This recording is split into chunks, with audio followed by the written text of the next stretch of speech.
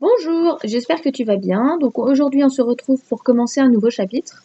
Ce nouveau chapitre, c'est ce que l'on va appeler les transformations. Donc les transformations, tu en as déjà vu en sixième et en cinquième, puisque ce que l'on appelle les symétrie axiale et symétrie centrale, ce sont des transformations. C'est-à-dire que ce sont des techniques qui permettent de transformer une figure en une autre figure. D'accord? Donc on va pas revenir dessus en quatrième, on va pas reparler des symétries. Par contre, on va voir deux nouvelles transformations. La première que l'on va voir, ça va être la translation, ce sera l'objet de cette vidéo. Et dans une seconde vidéo, on verra une autre transformation qui s'appellera la rotation. On va commencer par un peu de cours, donc tu prends ton cahier partie cours, tu prends une nouvelle page puisque c'est un nouveau chapitre. En rouge, tout en haut, tu écris chapitre 12, transformation. Ensuite, tu sautes 2-3 lignes et en noir, on va écrire le titre du premier paragraphe. Donc on va écrire grand 1, transformer une figure par translation. Avant de te donner la définition exacte, je vais t'expliquer ce que c'est qu'une translation. Eh bien, une translation, c'est en fait un glissement. C'est-à-dire qu'à une figure de base, on va la faire glisser pour obtenir ce qu'on appelle son image. Par exemple, si on regarde les cabines d'un téléphérique, les cabines montent ou descendent, eh bien en fait, les cabines subissent une translation. C'est-à-dire qu'elles vont glisser le long d'un fil pour partir d'en bas et aller au sommet, ou inversement pour partir du sommet et redescendre. Voici la première définition que l'on va écrire. Définition 1, 2 points. Transformer une figure par translation, c'est la faire glisser selon une direction, un sens et une longueur donnée. En fait, pour définir ce mouvement de glissement, il faut absolument les trois informations: la direction, le sens et la longueur. Quelques petites remarques. Sur la figure, on symbolise ce glissement par des flèches. Et attention, on ne tourne pas la figure. Tous les points de la figure se déplacent sur des droites parallèles. Ça veut dire qu'elle garde le même sens, notre figure, elle va pas être tournée, elle va juste glisser vers le haut, vers le bas, à droite, à gauche, des combinaisons, donc en haut à droite, en bas à gauche, etc. Mais par contre, la figure ne tournera pas. Bien sûr, ce qui est écrit ici, il faut l'écrire dans le cahier et on va tout de suite faire un exemple. À la suite de ce que tu as écrit, je vais te demander d'écrire en vert exemple et de reproduire la figure suivante en utilisant les carreaux. Donc, on trace un carré ABCD au crayon à papier, de longueur 3 carreaux, et on va tracer la flèche qui part de U qui va vers V, comme je l'ai fait à l'écran. Notre objectif va être de construire l'image du carré ABCD par la translation qui transforme le point U en V. Cette flèche tracée en rouge, en mathématiques, c'est ce que l'on appelle un vecteur, et on va l'appeler le vecteur UV. Ce nom n'est pas à retenir au collège, mais en seconde, vous entendrez parler des vecteurs, vous travaillerez sur cette notion. Donc nous, en quatrième, on va s'intéresser à construire l'image du carré ABCD par la translation qui transforme U en V. Pour faire cela, on va utiliser les carreaux.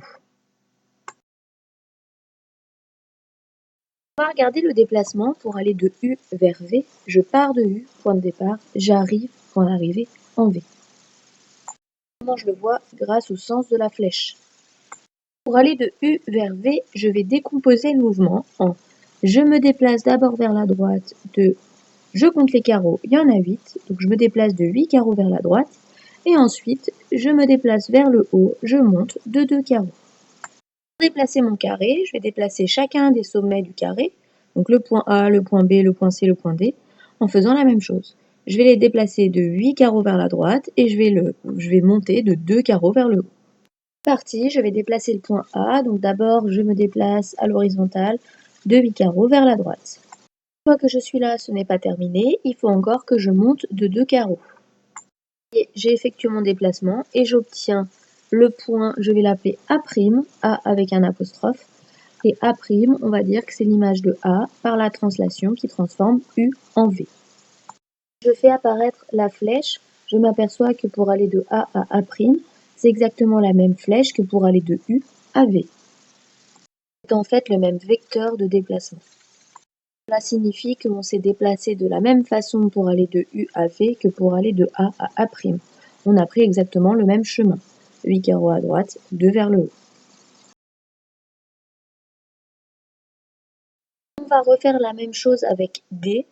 Donc on va se déplacer de 8 carreaux vers la droite en partant de D cette fois.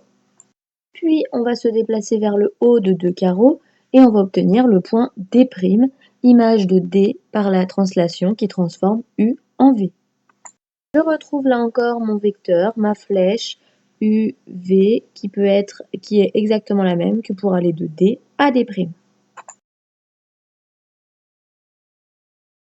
Je continue, je fais pareil, je vais déplacer le point B cette fois, donc 8 carreaux vers la droite, 2 carreaux vers le haut, j'obtiens le point B', image de B par la translation qui transforme U en V. Et comme on l'a déjà vu, la flèche qui va de B à B', c'est la même qui va de U à V, ou celle qui va de A à A', ou celle qui va de D à D'. Ce sont toutes les mêmes flèches de déplacement. Il reste à faire pareil avec le point C. Donc là encore, je pars de C, je me déplace de 8 carreaux vers la droite, puis je monte de 2 carreaux et j'obtiens le point C', image de C par la translation qui transforme U en V. Même constat que précédemment, la flèche CC' a la même direction, le même sens et la même longueur que la flèche UV.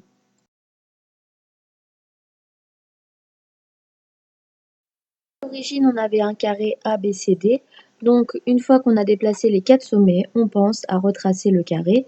Ce sera le carré image, le carré A', B', C', D', image du carré ABCD par la translation qui transforme U en V. Lorsque je fais apparaître toutes les flèches de déplacement, je m'aperçois que toutes les flèches sont parallèles, c'est-à-dire que tous les sommets de la figure se déplacent sur des droites qui sont parallèles. C'est la remarque de tout à l'heure. Voilà, c'est fait, j'ai tracé l'image du carré ABCD par la translation qui transforme U en V, et j'ai obtenu le carré A', B', C', D'. Donc si c'est pas encore fait, je te demande de faire la même chose sur ton cahier, et bien sûr, en t'aidant du quadrillage. Lorsqu'on regarde l'exemple précédent, on s'aperçoit que le carré de départ ABCD et le carré obtenu, l'image A', B', C', D', eh bien ce sont deux carrés qui ont les mêmes dimensions, 3 carreaux de côté, qui ont la même aire, les deux figures sont identiques. Donc ce sont les propriétés que l'on va écrire à la suite. Donc en bleu, tu sautes une ligne, tu vas écrire propriété 1, 2 points. Première propriété, une figure et son image par une translation sont superposables. Deuxième point, la translation conserve les alignements, les longueurs, les angles et les aires. Qu'est-ce que ça veut dire? Ça veut dire que le carré de départ et celui obtenu, le résultat, l'image, sont identiques. Il ne peut pas y en avoir un qui soit plus grand, plus gros, plus petit que l'autre. C'est pas possible. Il faut que les deux soient pareils. Si ce n'est pas le cas, ça veut dire que tu t'es trompé en traçant. Donc là encore, pense bien à écrire ces deux propriétés à la suite de l'exemple, dans le cahier partie cours. Donc à la suite de cette petite vidéo, je vais te demander le travail suivant, regarder la vidéo, fait, écrire le cours. Si ce n'est pas encore fait, tu reprends la vidéo et tu écris ce qu'il faut écrire. Faire l'exercice 1. L'exercice 1, il va arriver tout de suite après. Donc il va falloir que tu le reproduises sur ton cahier partie exercice et ensuite que tu traces les images par des translations. L'exercice 1, le voici. Donc je veux que tu écrives et que tu le fasses partie exercice. 2 questions. Première question, construire l'image de la figure numéro 5 par la translation qui transforme M en N. Et petit 2, construire l'image de la figure 6 par la translation qui transforme S en T. Donc, pour avoir le temps de le faire, tu vas mettre la vidéo en pause, puisque juste après, je vais faire apparaître la correction. Donc bien sûr, joue le jeu, fais l'exercice d'abord, et ensuite regarde la correction. Pense à mettre la vidéo en pause. Voici la correction de l'exercice. Pour le petit 1, c'était une translation avec un mouvement uniquement horizontal, 4 carreaux vers la droite. Donc j'ai pris chacun des sommets, je les ai déplacés de 4 carreaux vers la droite. S'il y a besoin, n'hésite pas à mettre des lettres sur les sommets. Numéro 2, c'était une translation, mais il fallait décomposer en se déplaçant de 5 carreaux vers la droite et en montant de 1 carreau. Donc là encore, il faut le faire pour chacun des sommets. Je me déplace de 5 vers la droite, je monte. Je le fais pour les 1, 2, 3, 4, 5, 6 sommets. Et ensuite, je pense à relier pour obtenir la figure. Pense à vérifier que ton exercice est correct. Si c'est correct, petit trait vert pour dire que c'est corrigé. Sinon, prends la correction en vert et essaye de te réentraîner, refais une figure et recommence. Je vais m'arrêter là pour le cours sur la translation. Il va rester à voir comment on trace une figure par translation quand on n'a pas de quadrillage, c'est-à-dire sur feuille blanche. Mais ça, je vais le refaire dans une autre petite vidéo pour pas que celle-ci soit trop longue et par souci technique également. Donc voilà, j'espère que c'était clair. On a vu au travers de cette vidéo ce que c'est que la translation, c'est un glissement, c'est un déplacement. Et on a vu comment tracer à l'aide du quadrillage. Sur ce, à très vite!